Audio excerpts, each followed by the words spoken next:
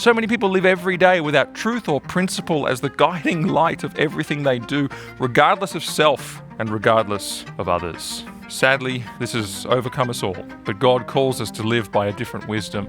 Truth in 10-ish in 3, 2, 1. How do you know right from wrong?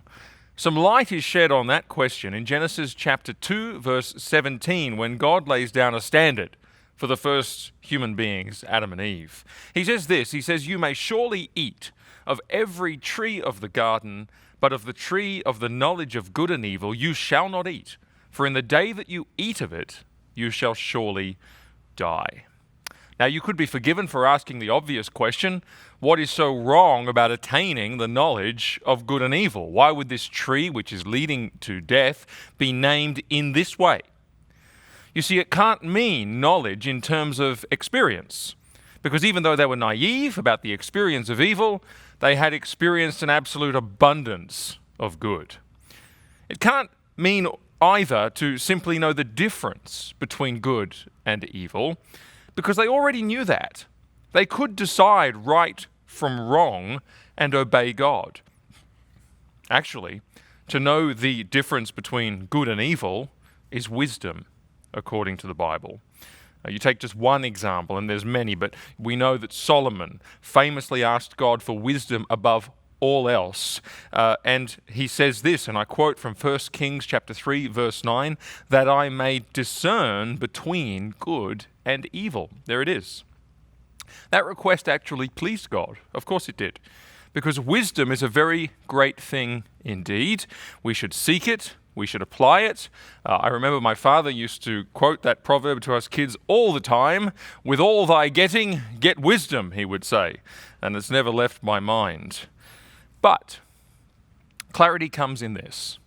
What if I told you that there are two kinds of wisdom? There is true wisdom, which is what Solomon was clearly seeking, and there is false wisdom. Right? There is wisdom, and I'm using New Testament language now, James chapter 3, wisdom from above and wisdom from below. What that means is that there are two basic foundations from which you can decide right and wrong, good and evil. Right? And the foundation that you choose will determine the entire pattern and destiny of your life, because you will always pursue that which you believe to be good, and you will always eschew, you will reject and fight that which you believe to be evil. So this is a very consequential issue. When God gave his command, which we just read about, not to eat from the tree, he was revealing the right thing to do, and thereby revealing the path of wisdom. All Adam and Eve had to do was trust his judgment. See that? Wisdom from above. God said, this is right, this is wrong. And the call was to trust him. And that's why Solomon's request was such a good one, because he asked God to give him the wisdom by which he might discern between good and evil. He trusted nothing but God's standard in that request. This is wisdom, true wisdom. Wisdom by trusting God's standard. This is wisdom from above. Now, the alternative is what happened when Adam ate from the forbidden tree. In that act, he rejected God's wisdom. He ceased from trusting God's judgment. He decided to judge for himself. He decided to become the arbiter of good and evil for himself. And that is wisdom by trusting our own standard. That is wisdom from below. That is false wisdom. True and false. Wisdom by revelation of God's standard, or wisdom by trusting our own standard. In Genesis chapter 3, verse 22, after Adam had in fact gone and adopted his own standard and eaten that fruit, and he had fallen, God says, "Behold, man has become like one of us, knowing good and evil." And that's a very cryptic verse. You say, well, what does that mean? What it means is that he has become autonomous in his judgment of what is good and what is evil. He's no longer submitted to God in this matter. He has sought to become as a God in this, deciding for himself what is right and what is wrong. The problem, of course, with that is that this is totally beyond us as creatures.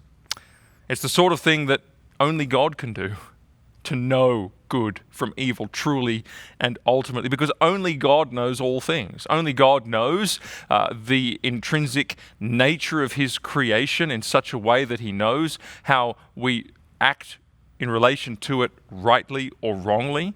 Only God understands all the consequences and cause and effects of actions and behavior. Only God has a window into the heavenly realm that is clear, which reveals the satanic and the holy.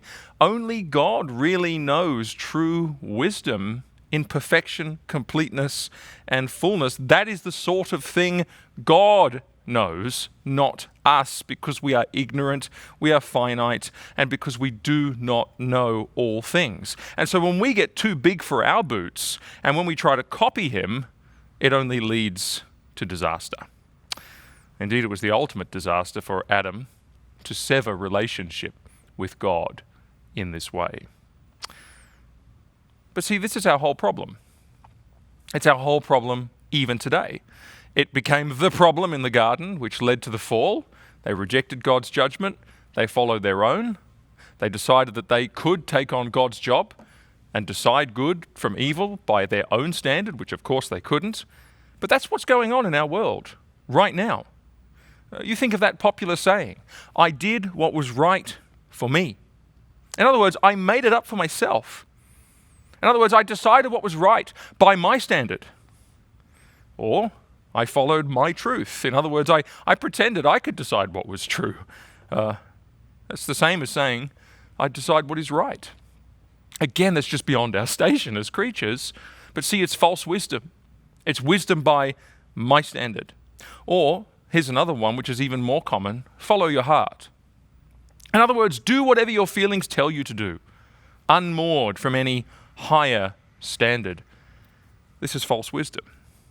One commentator has described the human condition in this way. He said it is lust without judgment. In other words, we do what we desire without any higher moral limits than our own.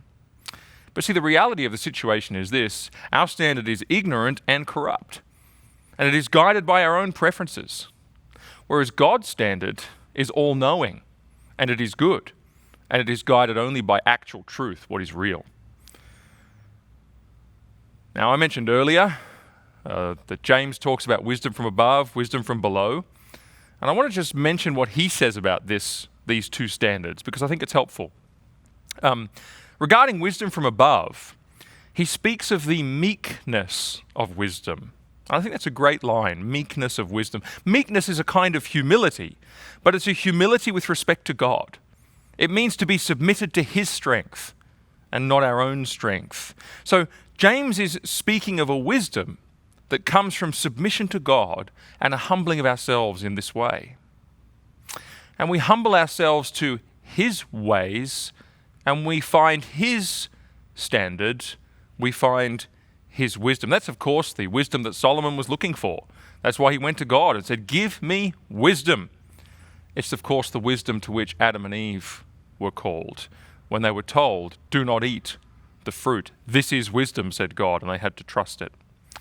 It's the same wisdom that you and I are called to today. And as we've said, it's only proper because only God possesses the necessary knowledge of all things. And only God made all things according to a certain purpose, so he knows right from wrong perfectly. He also has that behind-the-scenes view of what is devilish and demonic and wrong and what is spiritual and holy and good. He knows perfect truth, and so he reveals perfect wisdom for us. James actually points out that when we don't walk in the meekness of wisdom, when instead we decide that we want to go our own way in choosing right from wrong, he says that is earthly, unspiritual, demonic. Unbelievably serious. But he also says it's going to result in bitter jealousy and selfish ambition. And of course it will, because you'll be deciding what is right and wrong, not based on what God has said, but on more subjective things like what advantages you. You will act day to day, deciding what is right for your own interests. And you will decide what is wrong when it seems to be against your own selfish interests. You will become the standard. But also in relation to others, you will decide what is right according to what advantages you in the context of others. And what is wrong according to what doesn't advantage you in the context of others. It'll be driven by jealousy and corruption and destruction. And so many people live this way. So many people live every day without truth or principle as the guiding light of everything they do, regardless of self and regardless of others.